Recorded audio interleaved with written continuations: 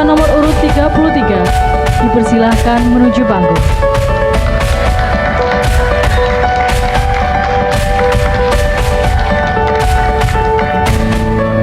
Sebentar ya. Sebentar. Yes.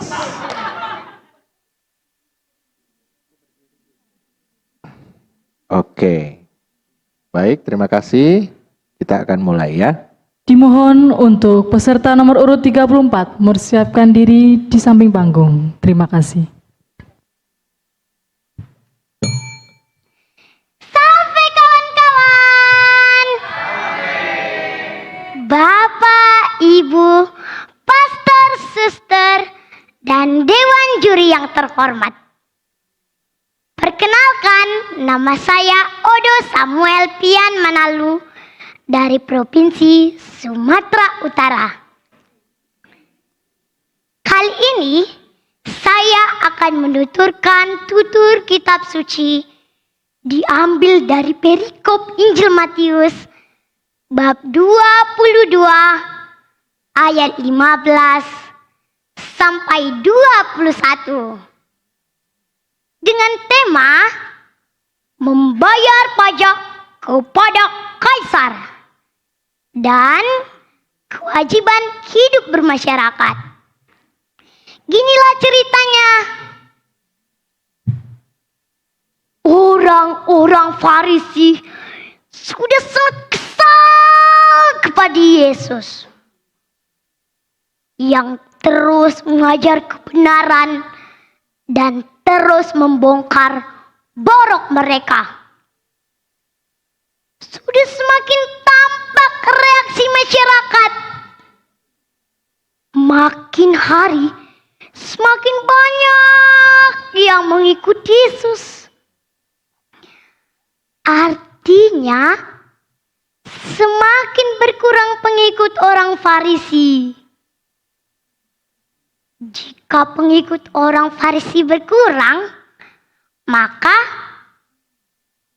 uang masuk mereka juga berkurang. Iya kan? Kondisi ini harus dihentikan. Pikir mereka. Cara menghentikannya bagaimana? Nah, harus ada ide cemerlang agar Yesus bisa dicekal. Yesus harus ditolak oleh masyarakat, atau Yesus harus ditangkap oleh Kaisar. Caranya yang penting. Untuk mendapatkan ide cemerlang itu, mereka berkumpul dan berdiskusi. Setelah mereka berdiskusi, akhirnya mereka mendapatkan ide cemerlang menurut mereka. Ini ide cemerlang mereka loh, bukan ide saya. Orang-orang Farisi itu pun menyuruh murid-muridnya agar pergi bersama orang Herodian. Mengapa orang-orang Farisi menyuruh murid-muridnya? Tujuannya agar terkesan yang bertanya itu masyarakat biasa. Lalu, mengapa bersama orang Herodian? Karena orang Herodian adalah orang yang setia pada dinasti Herodes. Jadi, jika sudah masuk jebakan mereka, ada orang Herodian yang bersaksi kepada Herodes. Pinter! Pinter kan kawan-kawan? Pinter belicik.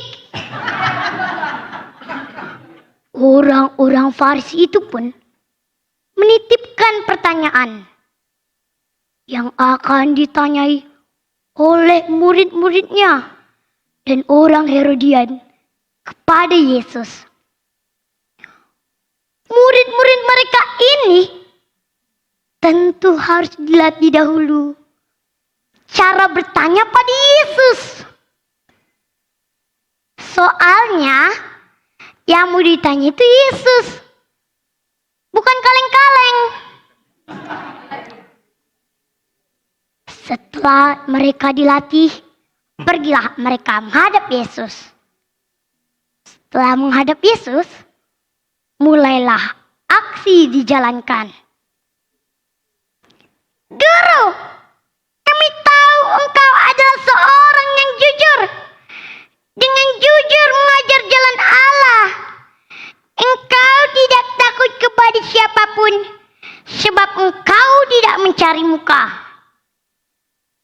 Di tahap awal ini, mereka memuji Yesus. Dipanggil guru, disanjung sebagai orang jujur, dengan jujur mengajar jalan Allah, dan tidak takut kepada siapapun, sebab tidak mencari muka.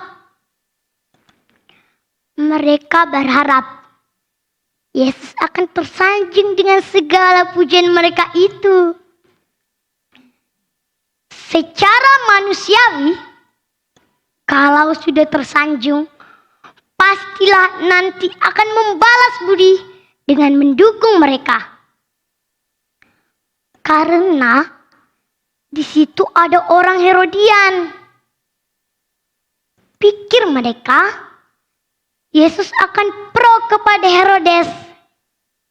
Itulah jalan pikiran mereka.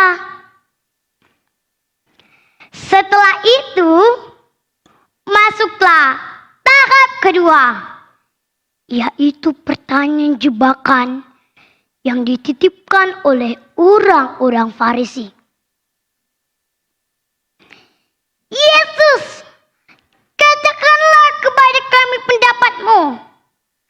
Apakah diperbolehkan membayar pajak kepada kaisar atau tidak? Dalam hati mereka, nah lo Yesus, terjebak lo.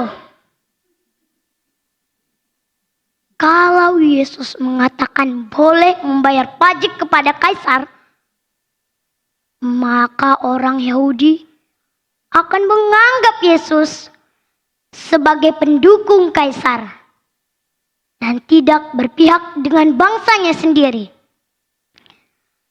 Kalau Yesus menjawab tidak boleh membayar pajak kepada kaisar, kan di situ mereka telah membawa orang Herodian. Yesus bisa saja dilaporkan kepada Herodes sebagai penghasut masyarakat agar tidak membayar pajak. Pikir mereka, Yesus sudah masuk jebakan Batman, pikir mereka.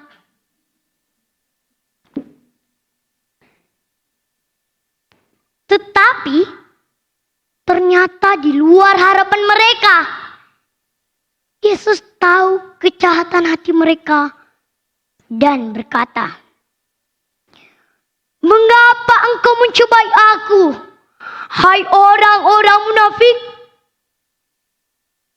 Mendengar perkataan Yesus ini, tentu hati mereka mulai ciut karena ketahuan rencana busuk mereka itu. Tetapi Yesus tetap memberi jawaban atas pertanyaan mereka itu. Yesus meminta mata uang yang dipakai untuk membayar pajak itu. Lalu bertanya, "Gambar dan tulisan siapakah ini?" Mereka menjawab, "Gambar dan tulisan kaisar." Lalu kata Yesus, "Berilah kepada kaisar apa yang menjadi hak kaisar, dan kepada Allah apa yang menjadi hak Allah. Yesus tidak menjawab seperti harapan mereka itu, hingga rencana busuk mereka itu menjadi kandas. Kawan-kawanku yang terkasih dalam nama Tuhan Yesus, dari jawaban Yesus ini, Yesus mengajarkan kepada mereka dan kepada kita bahwa hidup di dunia ini perlu bermasyarakat, bernegara, dan bertuhan. Memang sejak semula Allah menciptakan kita sebagai makhluk sosial yang membutuhkan orang lain. Pengajaran Yesus ini selaras dengan hukum kasih yang menjadi hukum utama. Sebab bila kita tidak bermasyarakat, bagaimana mungkin kita mewujudkan kasih kepada sesama? Karena kita butuh hidup bermasyarakat, kita juga butuh negara atau pemerintah sebagai lembaga yang mengatur tatanan hidup bermasyarakat dengan baik.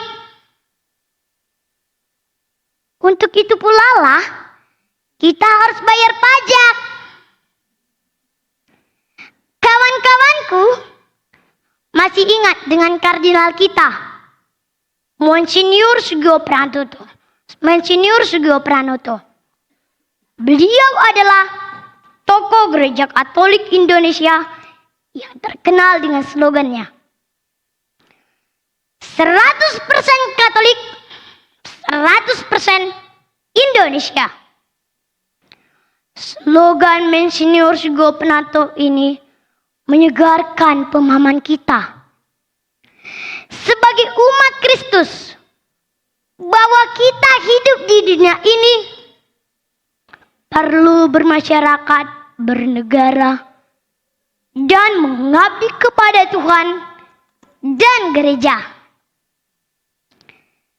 Sebagai orang Katolik yang baik, kita harus bayar pajak. Sebab orang bijak taat pajak. Dan kita harus hidup jujur di jalan Allah. Karena tujuan akhir hidup kita berbahagia bersama Allah. Amin. Demikianlah saya sampaikan tutur kitab suci ini. Mohon izin ya, saya akan menutup tutur kitab suci ini dengan sebuah pantun. Dari kota Medan ke negeri Betawi. Cukup sekian dan terima kasih. Dalam nama Bapa, Putra, dan Roh Kudus. Amin. Thank you for the happiest year of my life.